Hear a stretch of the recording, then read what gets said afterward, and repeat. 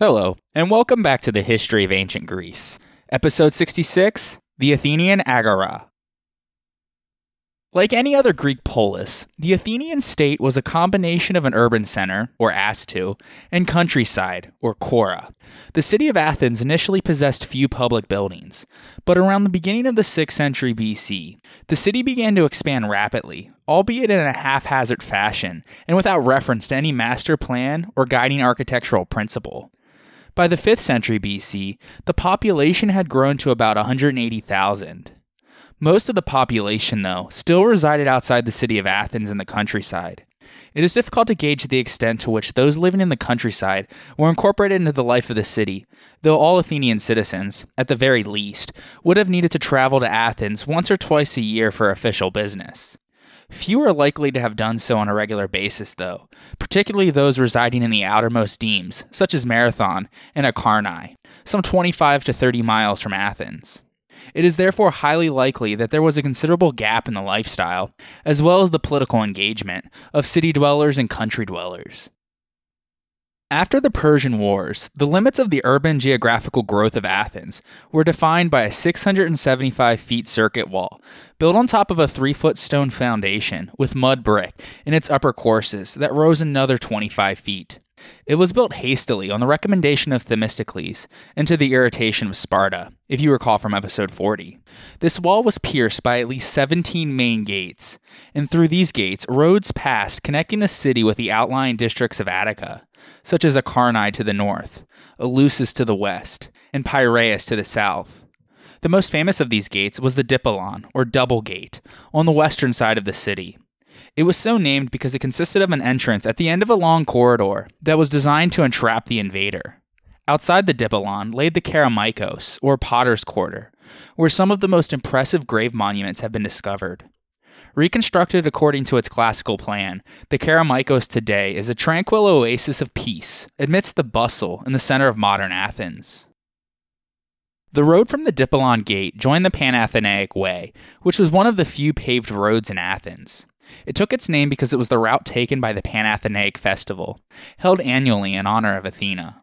As it wound its way up to the Acropolis, the Panathenaic Way passed through the Agora, a flat, open space roughly rectangular in shape and lined on all 4 sides with administrative buildings. Pausanias defines a polis as a place having government offices, a gymnasium, a theater, a foundation, and an agora. And the agora was the most important of these. It was, according to King Cyrus of Persia in Herodotus' histories, quote, the special place marked out where the Greeks meet to cheat each other, end quote. Of course, Cyrus meant that as an insult to the institution that held such a centrality in what it meant to be an ancient Greek. The agora can be translated as marketplace, but it has no equivalent in the modern world, as it occupied a central position in the livelihood of an ancient Greek city. Although it principally was a center for secular human activity, the gods were never excluded from human activities, and so they too had their place for worship. The agora served not only as a marketplace, in the economic sense of exchanging goods and money, but as a meeting place for social, political, and judicial activities for Athenian men. Daily life for women was ideally indoors, and for men outdoors. Men who stayed indoors were suspected of being effeminate and antisocial, and women who ventured outdoors often were likely to have their chastity questioned, though there is a few notable exceptions, such as the fetching of water each morning from the fountain houses in the agora.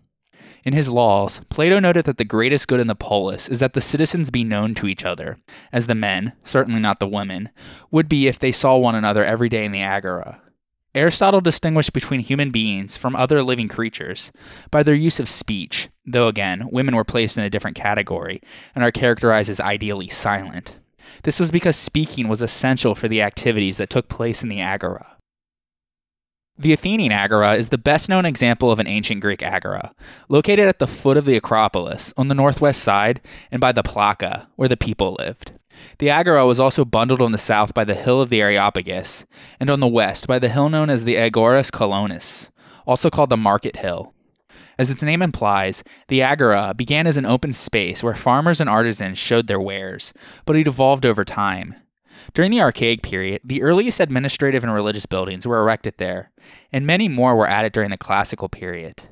The Greeks were so angered by the Persians' destruction of their sanctuaries that after the Battle of Plataea, they supposedly took an oath not to rebuild them until after they vanquished the Persian threat, the so-called Oath of Plataea, which we discussed in episode 39. And so the Agora became the focus of the Athenian program from around 480 to 450 BC. The result was that the area became cluttered with public buildings, such as law courts, altars, shrines, statues, inscriptions, fountains, drains, and trophies of war. Roofed multi-purpose colonnades, called stoas, flanked the Agora. Sandwiched between the permanent structures and within the stoas as well were temporary stalls that served as shops, bankers' tables, booksellers, wholesale merchants, schools, and people buying and selling the necessities of life. Its unique combination, or more accurately jumble, of functions is captured in a fragment from a lost play by the 4th century BC comic poet Eubolus, and preserved by Athenaeus, who lists the following assortment of items and persons on hand there. Figs, issuers of summons to attend the law courts, grapes, turnips, pears, apples, witnesses, roses, medlars, haggis, honeycombs, chickpeas, lawsuits, bee stings, curds, myrtle berries, ballot boxes, bluebells, lamb, water clock, laws, and indictments. The Agora was also a place to pass the time of day, as suggested by the verb agorazein, which means to loaf about. Groups of Athenians, as well as foreigners, all had their favorite meeting places. As the speaker in the law court speech, written by Lysias, states, quote, "Each of you is in the habit of frequenting some place, a perfumer's shop, a barber shop, a cobbler's, and so forth." End quote. The Decaleans, for example, gathered at the barber shop beside the Herms, which were stone pillars with the head of the god Hermes atop them, whereas the Plataeans could be found at the cheese market on the last day of the month. There was some sort of rough grouping of trades in certain locations, as fishmongers, barbers, and bankers all worked on the north side. Olive oil was sold on the east side, and freemen wanting jobs could be found for hire on the west side, near the Temple of Hephaestus.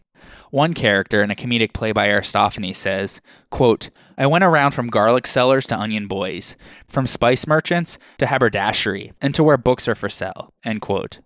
This last part he mentions was a place called the Orchestra, presumably where plays had been performed before the Theater of Dionysus on the south slope of the Acropolis was built. So the Agora must have been hot, dusty, and noisy. Despite its importance, though, the Agora possessed only very rudimentary civic amenities.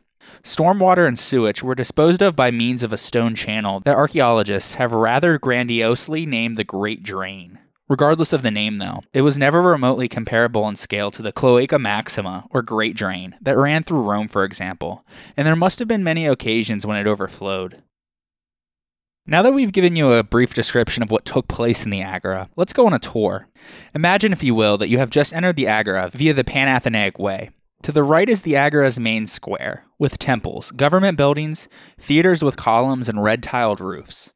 The streets are lined with market stalls that would have sold things like produce and pottery. Worshippers gave offerings to the gods of the various temples, such as Ares, Aphrodite, Apollo, and Zeus, as well as the altar of the 12 gods. It was erected by the Pisistratids in 522-521 BC, and it became an important place of supplication and refuge, and also was the central point from which distances were measured in Attica, such as from Athens to Marathon. The exact identities of the 12 gods to whom the altar was dedicated is uncertain, but they were most likely the same as the 12 Olympian gods represented on the east frieze of the Parthenon, those being Zeus, Hera, Poseidon, Demeter, Apollo, Artemis, Hephaestus, Athena, Ares, Aphrodite, Hermes, and Dionysus, though there are good reasons to believe that Hestia may have been one of the 12 also. The Agora had a number of stoas, which is a distinctly Greek architectural structure. They were covered walkways, or porticos. The simplest ones had a single colonnade supporting a roof, used to provide shelter from sun and rain. The more elaborate ones had 2 stories and housed shops, where merchants could sell their goods, artists could display their artwork, and religious gatherings could take place. For the Greeks, stoas were a place of social interaction. They were places where officials discharged their duties, where philosophical and legal dialogue took place, where personal business and the business of the polis was enacted, and where citizens gathered for general conversations and meetings. In this way, stoas functioned as an apparatus of democracy. Stoas usually surrounded the agoras of large cities and were used as a framing device, and thus they defined and activated the political space. At Athens in particular, along the Panathenaic Way, a visitor to the Agora from the Dippolon Gate, or the northwest corner, would immediately come across a series of stoas.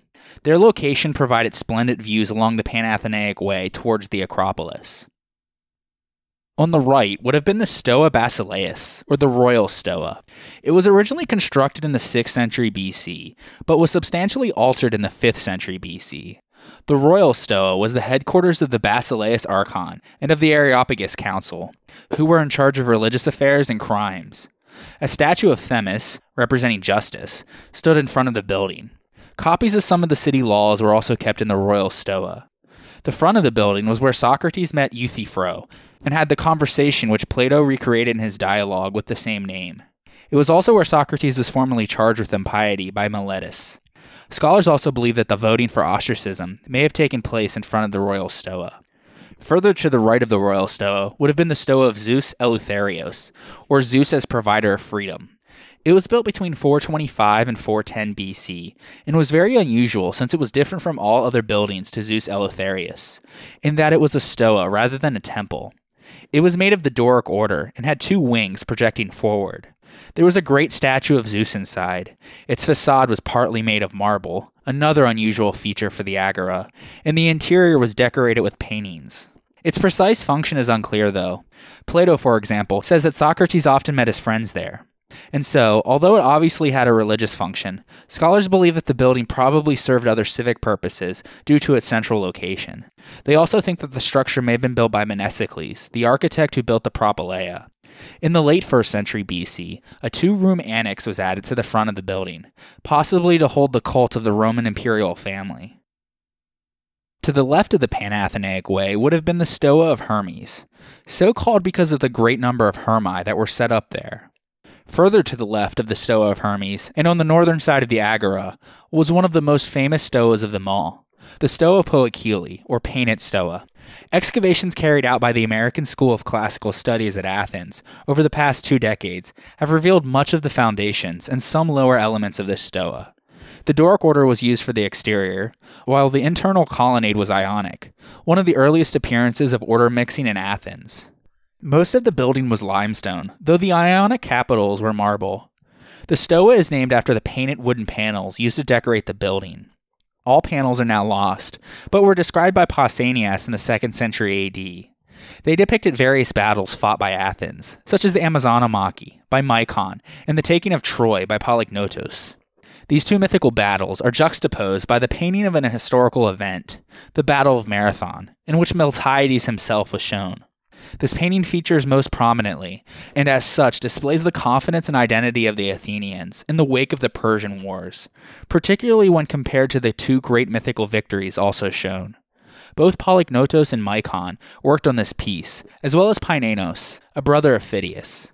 That one of the Stoa's paintings portrayed the Battle of Marathon, in which Chimon's father, Miltiades, had won glory, was only appropriate since the building had been donated to the city by Callias, the husband of Chimon's sister Elpenike, probably with financial assistance from Cimon himself. The social values of Athenian democracy called for leaders like Cimon and his brother-in-law to provide such gifts for public use to show their goodwill towards the city, and thereby earn increased social eminence as their reward, in addition to the costly liturgies that we have discussed. Although stoas in Athens usually had specific uses, the painted stoa's functions varied. Beyond being a picture gallery and a museum where war trophies were deposited, it was used on occasion as a meeting hall or a law court and was often open to the public. We are told of great throngs of people of all kinds here, such as entertainers, beggars, fishmongers, and philosophers. It is from this stoa that the Stoics, followers of the philosopher Zeno from around 300 BC onwards, took their name. The Stoa Poikile stood for over 6 centuries, possibly gaining additional artwork over the years. It suffered when Athens was sacked in the 3rd century AD by the Herlians, although only easily looted items were taken at the time. The paintings were removed by a Roman governor in the late 4th century AD, and the Stoa was ultimately demolished to gain building material for a city wall. The largest stoa of them all, though, was on the south side of the Agora, between the Heliaei and the Eniachronos, or the southeastern fountain houses. It was built around 425 to 400 BC. Archaeologists theorize that the Stoa may have had a second story. The two-aisled Stoa opened northwards with a Doric outer colonnade, an inner colonnade of unknown order, and 16 rooms which lined the southern wall. Of the 16 rooms, one narrow room must have served as a vestibule. The large number of coins found here suggests that this was a place for commerce, perhaps banking, while the shape of some of the rooms is suitable for dining couches. Since numerous members of official city magistracies were fed at public expense, this may be the place where those concerned with commercial activities and their regulation, such as the inspectors of weights and measures, had their offices and took their meals. During the classical period, the area in the middle of the Agora was an open field, but as Athens grew, the so-called Middle Stoa was built around 180 BC. Typical of the Hellenistic age, the Stoa was more elaborate and larger than the earlier buildings of ancient Athens. There is a long set of ruins stretching clear across the Agora. We can make out 2 long lines of column fragments that supported the roof. It also had malls and business shops. Furthermore, another large Stoa was built during the Hellenistic period. To the left of the Paean Stoa, and in the northeast corner of the Agora, would have been the Stoa of Attalus. It was over 115 meters in length and dominated the east side of the Agora. It was originally built around 150 BC as a gift from King Attalus II of Pergamum for the education that he had received in Athens, as a fragmentary inscription on its lower colonnade indicates. He was fascinated by Greek culture and became a patron of Athens. Made of white Pentelic marble and limestone, just like the Parthenon, the Stoa had 2 stories with a second series of columns on the interior and 21 shops at the back of each floor. There were stairways at each end of the Stoa. On the ground floor, the exterior colonnade was Doric and the interior was Ionic, without fluting. On the upper floor, the exterior colonnade was Ionic and the interior had capitals of a Pergamene type. This mix of Ionic and Doric began in the classical period and became typical of Hellenistic buildings. The Stoa was in use until it was destroyed by the Heracleans in the 3rd century AD, and its ruins were incorporated into a fortification wall, which made it easy to be seen in modern times, allowing it to be restored to its current form in the 1950s. Its reconstruction is particularly important to the study of ancient monuments because it is believed to be a faithful replica of the original building. The ground floor now houses the Museum of the Ancient Agora, while the upper floor houses the American School of Classical Studies at Athens. The earliest of the administrative buildings in the Archaic period were located on the west side of the Agora, below the Colonus Agoraeus, on the site of the old Bouleuterion, a great chamber for the city council. It was square-shaped and included an oblong antechamber and a main council chamber where the boule convened. In fact, Bouleuterion comes from the Greek words boule, or council, and terion, or a place to do something. The boule organized and debated on legislation to be presented to the ecclesia on the Pnyx Hill, when a new Bouleuterion was built directly beside it to the west, at the end of the 5th century BC. The older version was converted into a temple to the mother goddess Cybele, called a Matroon, or House of the Mother.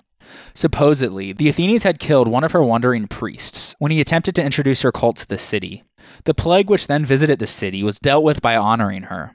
However, the account may have been a later invention, as the earliest source is from the 4th century AD. Regardless, the old Bouleuterion, or the Matroon, continued to serve a public function, as it housed the official archives of the city that contained the names of its citizens, as well as their birth and death dates. The new Bouleuterion was built smaller, but was more sophisticated, with a podium at the center of a half-circle, with 12 levels of ascending seats built into the side of the hill in the west end of the Agora. To the south of the Bouleuterion was a small rotunda-shaped building, ringed with 6 Ionic columns and a cone-shaped roof, called a Tholos. It would have been the most easily identifiable structure. Built around 465 BC, it became the center of Athenian democracy, as it was the meeting place for the 50-member executive committee of the Boule to conduct the routine and diplomatic business of the city. Periodically, the 500 members of the Boule chose these 50 men from among them to govern them from the Tholos. The law required that at least 1/3 of the 50 had to be on the property at all times for emergencies, so while they served this role, they lived and ate here in the Tholos. The Tholos also housed the official weights and measures and contained an altar in the middle that held a flame that was always kept burning. The 2 Bouleuterions, together with the Tholos, were the administrative nerve centers of the democracy. East of the old Bouleuterion was the monument of the eponymous heroes. It was a long pedestal enclosed by stone posts, connected to one another by 3 wooden beams, that bore the bronze statues of the mythical heroes of each of the 10 Athenian tribes, as described by Cleisthenes. It was also an important information center for the Athenians. On the sides were hung wooden boards with announcements, agendas for public meetings, legal decrees coming up for vote, lists of citizens conscripted into the army, civic honorary distinctions, forthcoming lawsuits and trials, and so forth. Because of this, in addition to the Stoahs, this area became one of the more frequented spots. Further to the south, in the southwestern corner of the Agora, was the Strategion, a trapezoidal building that was the meeting room of the 10 strategoi. These men were elected for 1 year, and there was one from each tribe.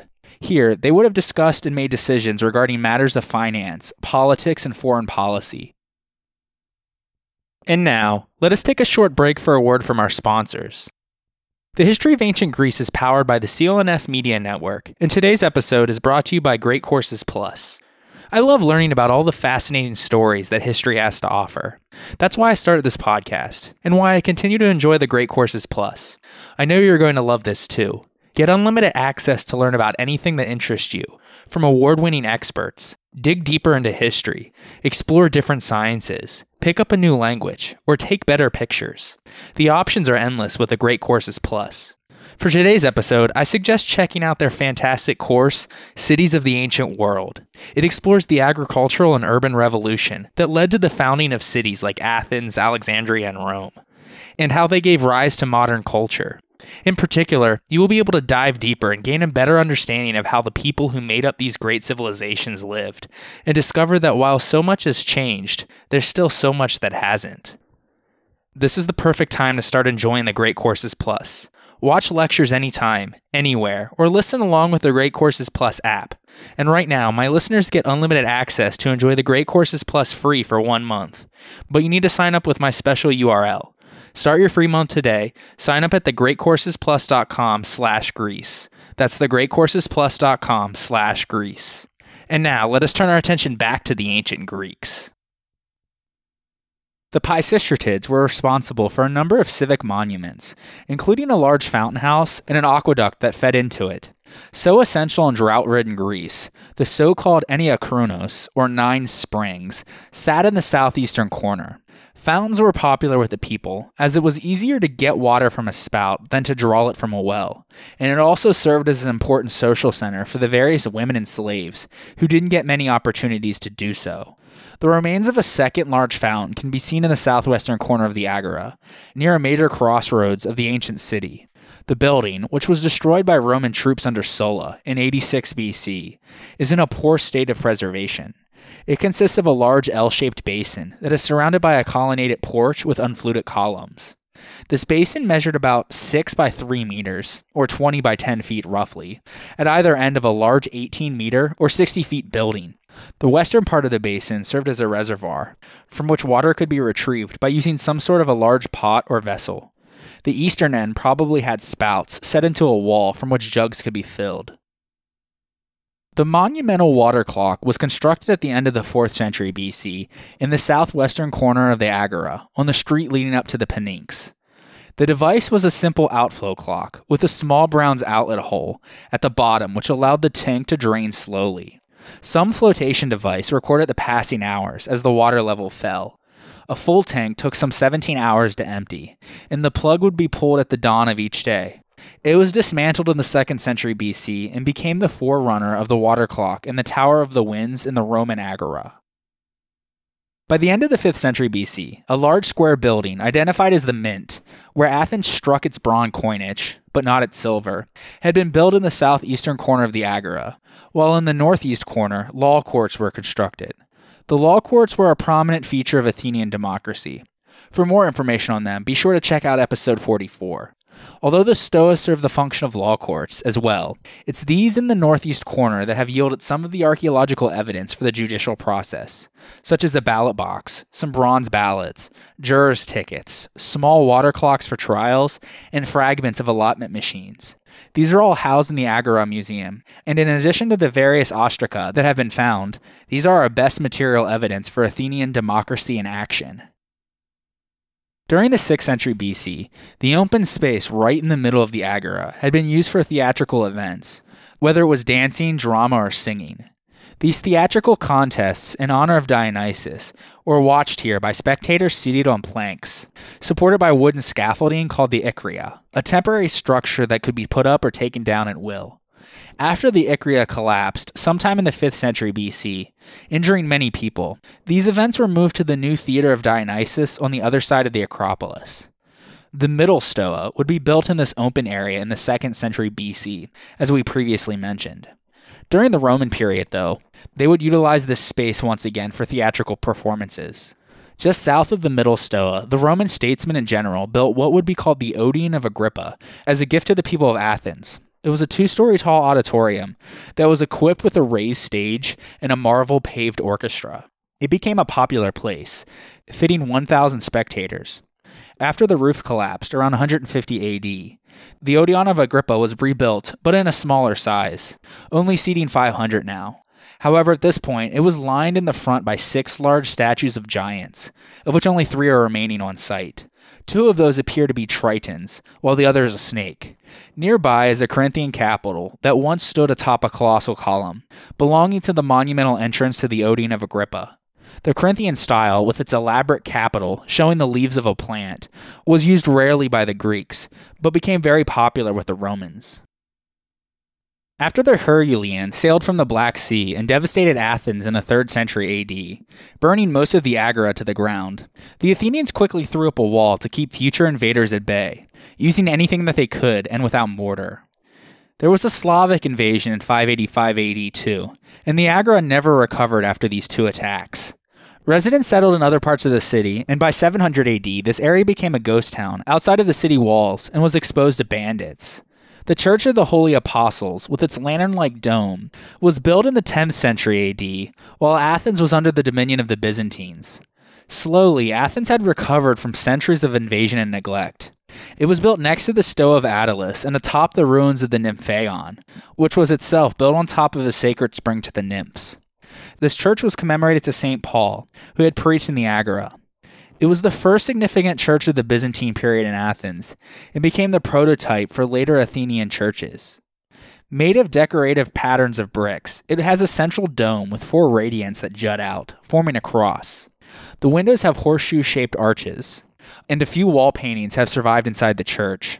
The church is particularly significant for its architecture, but also because it's one of only 2 monuments in the Agora to survive intact since its foundation. The other is the Temple of A Festus.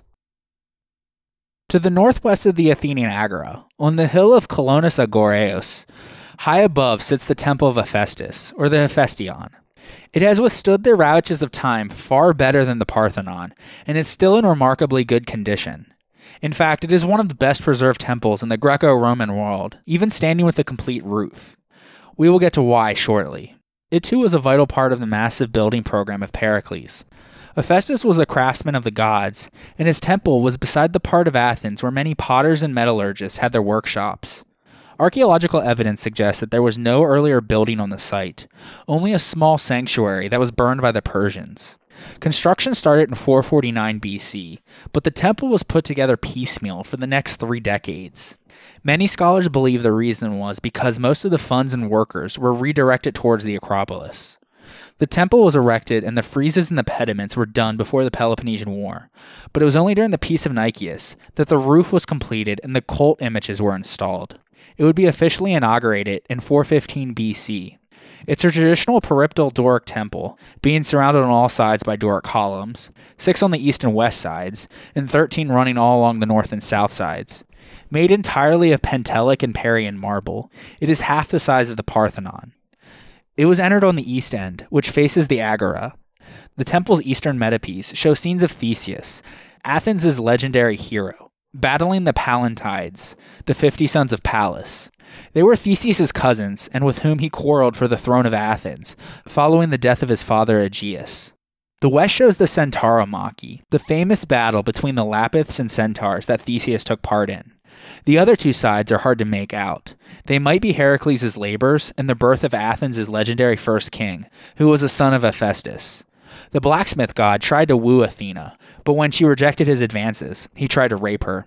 In the shuffle, he prematurely ejaculated and spilled his semen on the ground, impregnating Gaia, the Mother Earth goddess, which resulted in the creation of a snake-like creature called Kekrops, who became Athens' first king. Inside, there's a three-sided alcove called a pronaos and a central hall called a cella. According to Pausanias, it held two large bronze statues, one each of Athena and A Festus. Tradition attributes the work to Alcamenes, a pupil of Phidias. In the 3rd century BC, trees and shrubs with pomegranates, myrtle, and laurel were planted around the temple, creating a small garden. In large part to the many images of Theseus that adorn the temple, in late antiquity it was mistakenly believed to have held the remains of Theseus, after Cimon supposedly brought them back to the city from the island of Skyros, and so they called it the Fizion. But modern scholars have refuted this, after finding inscriptions inside the temple, firmly associating it with A Festus from the very beginning. In the 7th century AD, it was turned into a Christian church dedicated to St. George, at which point the coffering ceiling was added. This is what allowed for its complete state of preservation. Unlike the Parthenon, the Ottomans didn't turn the Temple of Hephaestus into a mosque. They allowed it to continue as a Christian church, though it was only used once a year, that being on the day of the Feast of St. George. In 1834, Otto I, the first king of the modern country of Greece, ordered the building to be used as a museum and as a burial place for non-Orthodox Europeans who gave their lives in the cause of Greek independence against the Ottoman Turks. Archaeologists have found Latin epitaphs composed by Lord Byron for some of those who died. Finally, in 1934, it was reverted to an ancient monument, at which point archaeological research was allowed. These splendid buildings required a large outlay of money, which was drawn mainly from the tribute reserve.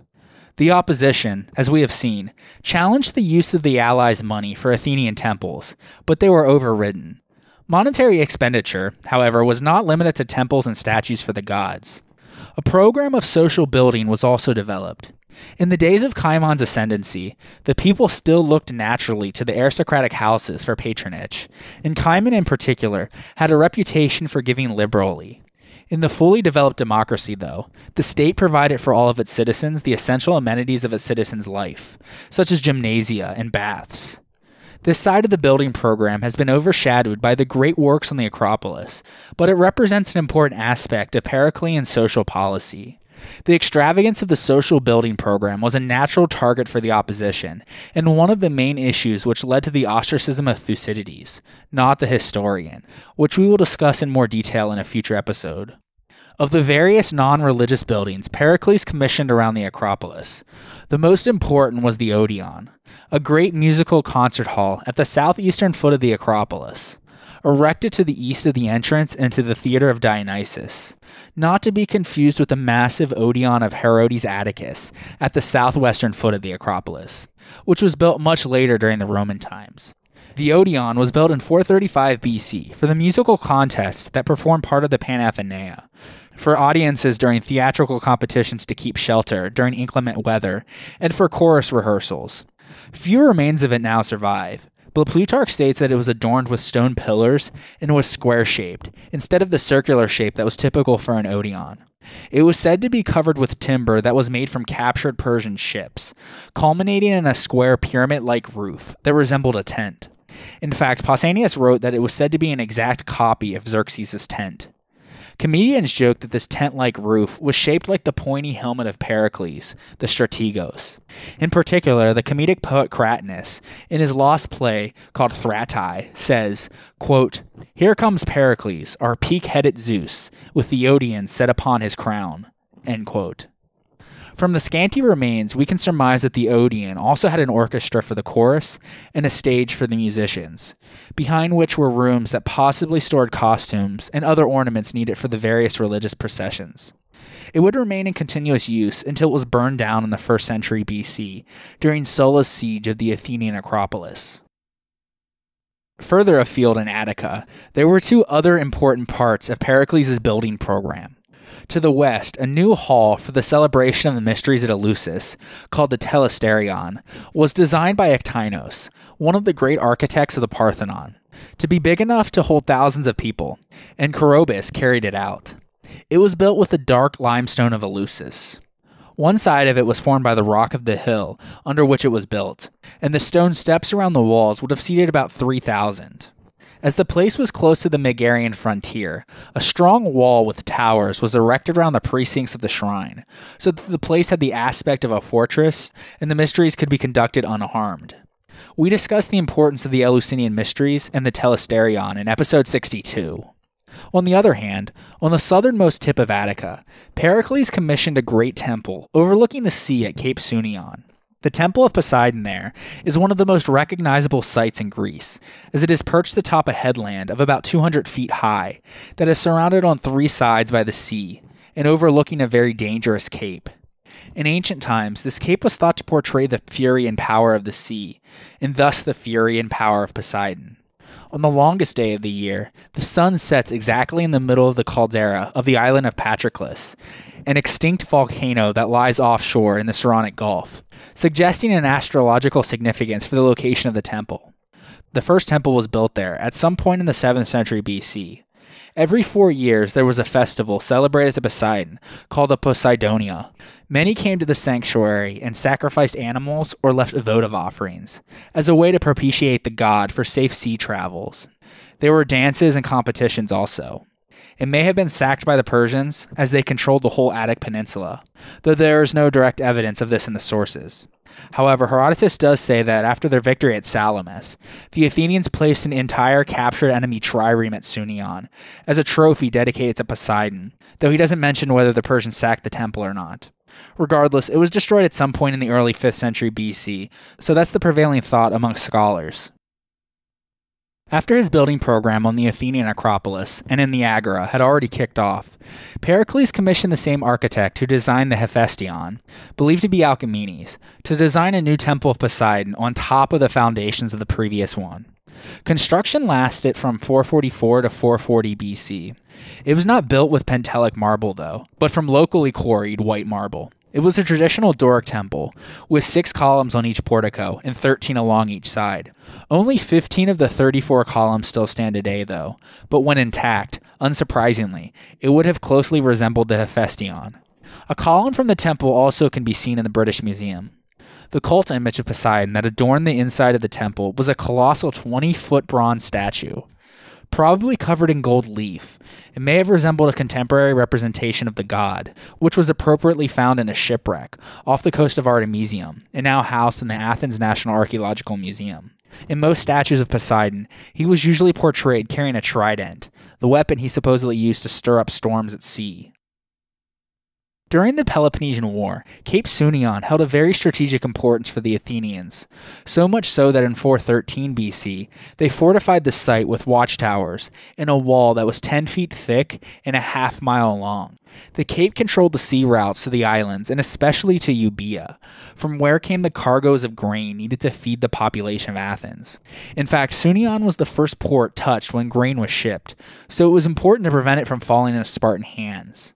This was made even more imperative after the Spartans captured Decelea and blocked the overland grain route into Euboea. Wind and waves are strong around the cape, though, which has caused a lot of shipwrecks. As a result, many artifacts have been discovered here. Pirates also hung around the coves, and the Macedonians came here to base their raids into southern Greece during the succession wars following Alexander's death. Around 100 BC, there was a slave revolt in the nearby mines of Larium, in which 1,000 slaves took advantage of the fortified hilltop and used it as a refuge until they were eventually overrun, while at the same time, slave revolts were happening in Sicily. The temple was destroyed in 399 AD by the Roman Emperor Arcadius. Today, Cape Sounion is a popular day excursion for tourists from Athens, not only for its wonderful ruins, but for its majestic sunset over the Aegean Sea. Even the romantically challenged visitors will succumb to the majesty of the immense blue sea, will let their eyes roam over the picturesque coastline and the small islets as they gaze out to the Peloponnese and the Cyclades, and will be enchanted by the sunset and abandon themselves to dreams. In fact, in the early 19th century, the English poet Lord Byron mentions Sounion in his poem called Isles of Greece. He writes, quote, "Place me on Sounion's marbled steep, where nothing, save the waves and I, may hear our mutual murmurs sweep." End quote. Byron also inscribed his name on one of the columns on the Temple of Poseidon. He was a Philhellene, or a lover of Greek antiquities, and he even joined the Greek War of Independence fighting the Ottoman Turks, for which many Greeks then, and now, still revere him as a sort of national hero. Byron also was a bitter opponent of Elgin's removal of the Parthenon marbles from Greece, and reacted with fury when he was given a tour of the Parthenon after the fact, and he saw the spaces left by the missing friezes and metopes. He denounced Elgin's actions in one of his poems. We talked about Lord Elgin last episode, but we will discuss all of this in much greater detail in a way later episode.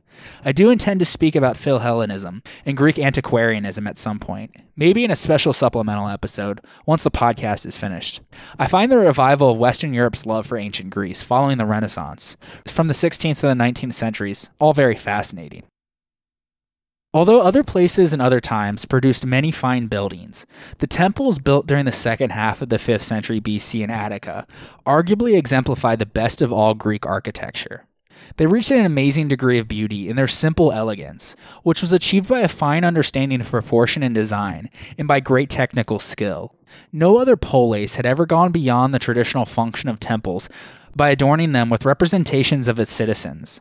Presumably, this claim reflected the Athenian interpretation of their recent successes in helping to turn back the Persians, and thus highlighting their role as the defenders of Greek civilized life, in achieving leadership of a powerful naval alliance, and in controlling, from their silver mines and the allies' tribute, an amount of revenue that made the polis of Athens richer than all of its neighbors in mainland Greece. The Periclean Building Program both paid honor to the gods with whom the polis was identified, and expressed the Athenian view that the gods looked favorably on their empire, and their success naturally only proved to them in their minds that the gods were on their side. Athens also received substantial public revenues from harbor fees, sales taxes, and the tribute of the allies. Religious buildings paid for by public funds from these sources constituted the most conspicuous architecture in the city of the classical period. The scale of their public civic buildings, though, was usually no greater than the size required to fulfill their function, such as the complex of buildings on the Agora's western edge, in which the Boule of 500 held its meetings and the public archives were kept. Since the ecclesia convened in the open air on the Pnyx Hill above the Agora, it required no building at all except for a speaker's platform. The growth of the urban center also was not at the expense of rural areas, as public buildings were also located away from the city. Gymnasiums and stadiums that required plenty of level space were often found in the suburbs, which were cooler and shadier, and closer to plentiful supplies of water than could be found in central Athens. Cult centers and rural agoras, as well as fortresses and other structures for defenses, were scattered throughout Attica. It was an easy walk, however, from city to country. In the 5th century BC, probably 3/4 of the citizens owned some rural property. Farming could be a part-time occupation that produced enough food to provide sustenance for a family. Many people still lived in villages, were loyal to their rural demes, and depended upon their family farms. Except for the spaces set aside for public activities, Athens was neither a beautiful city nor a comfortable one, and many propertied citizens were happy to leave the business of work to the urban poor, to the metics, who were not permitted to own land in Attica, and to the slaves. And that will be the subject of our next several episodes, particularly how the Greeks traveled either by land or by sea, and the artisan and merchant economy of the urban poor, non-citizen metics, and slaves. But first, we must talk about the two deities that had a significant hand in these activities: the god of artisans and the god of commerce and travelers. So join me next time on the History of Ancient Greece, episode 67, A Festus and Hermes.